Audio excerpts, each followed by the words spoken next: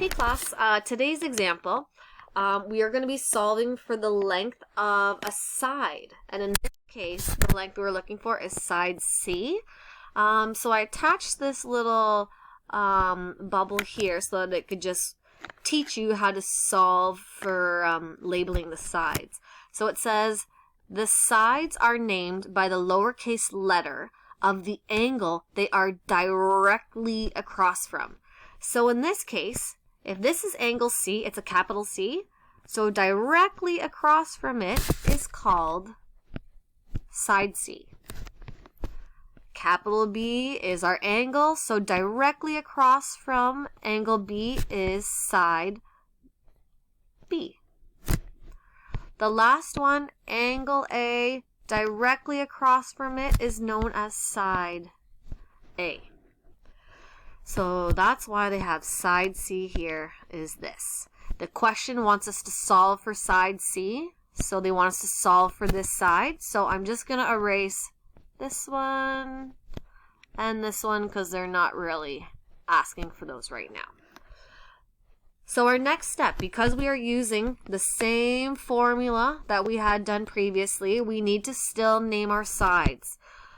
If this is angle A, across from the angle that they gave us, or opposite the angle they gave us, is called the opposite side.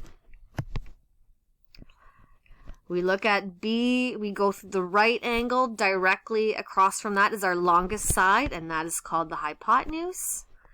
And then we know that the side left over is the adjacent side. Okay?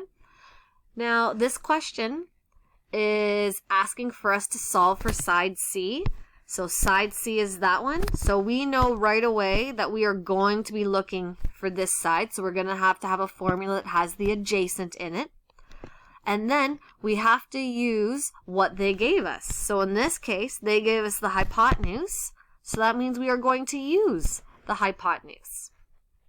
So to pick out our formula from over here, we need one that is going to use the hypotenuse and the adjacent. We do not need the opposite. So if we look over here, this one uses the opposite, so we're not going to use that one. Tan also uses the opposite, so that means we are left with using the cosine, this middle one right here. So let's write that down. Cosine.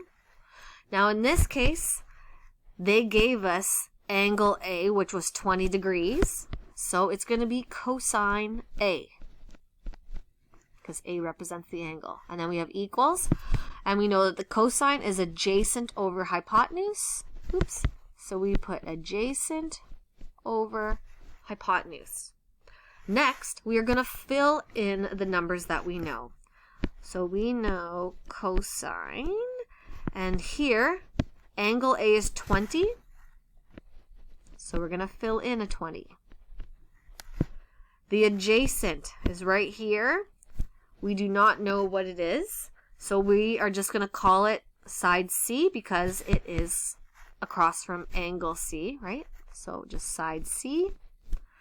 And then the hypotenuse over here was 5. So we're going to fill in a 5. Now, in order to solve this, we do cross multiplying.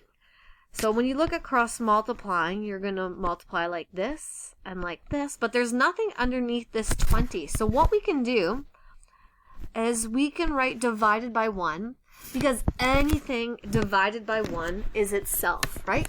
100 divided by 1 is 100. 5 divided by 1 is 5, okay? So it's not going to change anything. So now we are able to cross multiply. So I'm going to keep my equal sign lined up.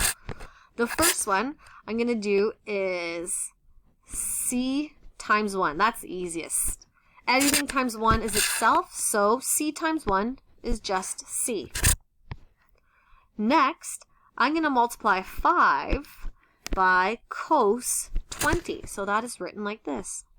5 times cos 20. Now, we are going to solve this further. So we're going to keep C equals. Now, this is where you use your forward calculator and backwards calculator.